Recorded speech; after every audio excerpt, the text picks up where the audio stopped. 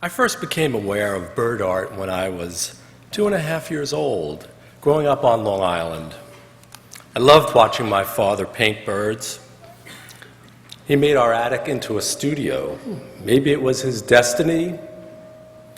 But by some coincidence, Arthur Singer grew up on Audubon Avenue in Manhattan. He was a city boy and went to see birds and animals at the Bronx Zoo. And I was very, very fortunate in growing up in the 1950s that my father had several of Audubon's elephant-sized prints hanging in our home. Also among his collections were the works of Louis Agassiz-Fuertes, along with other great bird artists of the past and present. And like in the days of the old Craftsmen's Guild, I learned so much watching my father draw and paint. Before I was 10, my father had already completed his magnum opus, Birds of the World, and was well on his way to completing the Golden Guide to Birds of North America. And up on the left, you see the first edition.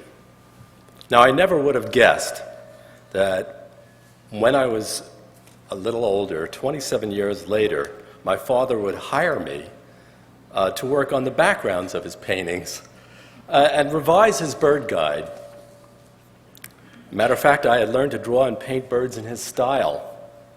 We worked together again on a number of occasions, one of which was to create a set of U.S. postage stamps in 1982, honoring the birds and flowers of the 50 states. And I can remember working with my father. We had to do one painting every week from start to finish for the entire year. Now, what I find most interesting, not only about my father's work, but by the process itself, is to think about how my father was influenced by the masters of bird art. And the artists I'll be speaking about today date back to the 1700s and continue on towards modern times. When we all look back in time, we see a process of discovery that takes hold of a young nation. We also look back to a time when Europeans began to create great collections of plants and animals. Here we have one of the earliest artists on our shores, Mark Catesby. He was a pioneering Englishman who first drew an extensive array of birds, plants, and animals for his book, A Natural History of Carolina, Florida, and the Bahamas. This book was completed in 1743. Catesby is the most important natural history illustrator of colonial American times. His scientific observations were remarkable for their period, and here is his cardinal with a hickory tree. The next artist of note that emerged prior to Audubon was Alexander Wilson. He came to America from his native Scotland in the 1790s. He was a poet.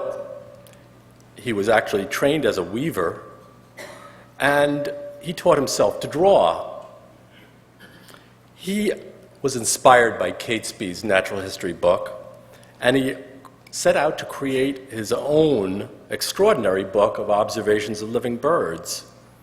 Wilson's ornithology, and we're seeing here rails and egrets, came from a multiple series of volumes that were published during a 10-year period in Philadelphia in 1814. And actually, when you think about it, you can see the kind of naive nature of Wilson's work. Matter of fact, the rail in the foreground could barely stand up the way it's being portrayed.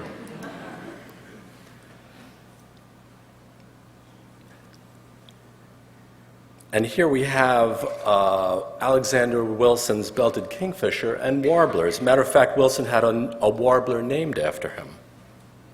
Meanwhile, a younger talent by the name of John James Audubon emigrated from France, moved in 1803 to a family farm just miles away from where Alexander Wilson lived, although the two never met. Not until later, that is. Now, Audubon was a devoted artist and naturalist, and he went where the birds were. And also, in considering Audubon's work, it goes through a whole process and a transformation. This is a very early work of his, showing hawks. Now, considering the fact that in those days, we're talking about 1809, there were no roads to the wilderness, Audubon either had to ride horseback or go on long walks, and walk he did. He had no camera, he had no binoculars, yet he found his way and chronicled birds from Labrador to Key West, and from North Dakota to New York City, where he died in 1851. Now, at the time, passenger pigeons were a common sight. As you know, they're extinct today, but in Audubon's time, there were flocks of over 2 billion birds, that's with a B, billion, that would fly by, and the birds, when they came to roost at night, it was said that they would break the branches off the trees that they came to sleep in. Now, Audubon and Wilson both harbored the same ambition, and that was a rare one, to draw and paint every bird in America. Even though Audubon's talents were far superior to Wilson's, Wilson was older, he had arrived in Philadelphia earlier, and had developed connections. Also, with members of the Academy of Science that sided with Wilson, denied Audubon's membership to the society. Audubon's way was blocked in America, and he had eventually had to go to Europe to find an engraver for his work, and also became his own publisher. Here in Audubon's Golden Eagle, you'll see that the eagle has stolen the rabbit that Audubon had hoped would be his dinner, and left him in a very precarious position on a very skinny branch over a chasm. Now, Audubon estimated that he spent over $115,000, roughly equivalent to $2 million today, on his project. His Birds of America were monumental in scope and size. Audubon determined to paint his birds life-size. He worked on a size paper in Great Britain that's called the elephant size paper, and a matter of fact, he had to squeeze in the neck of this whooping crane to fit the format. And there you see a whooping crane going after a baby alligator. Now, Birds of America had 435 full-color plates on elephant-size paper, over 1,065 individual bird portraits, mostly drawn from life. It took over 20 years for Audubon to produce Birds of America, finally completing it in the 1830s.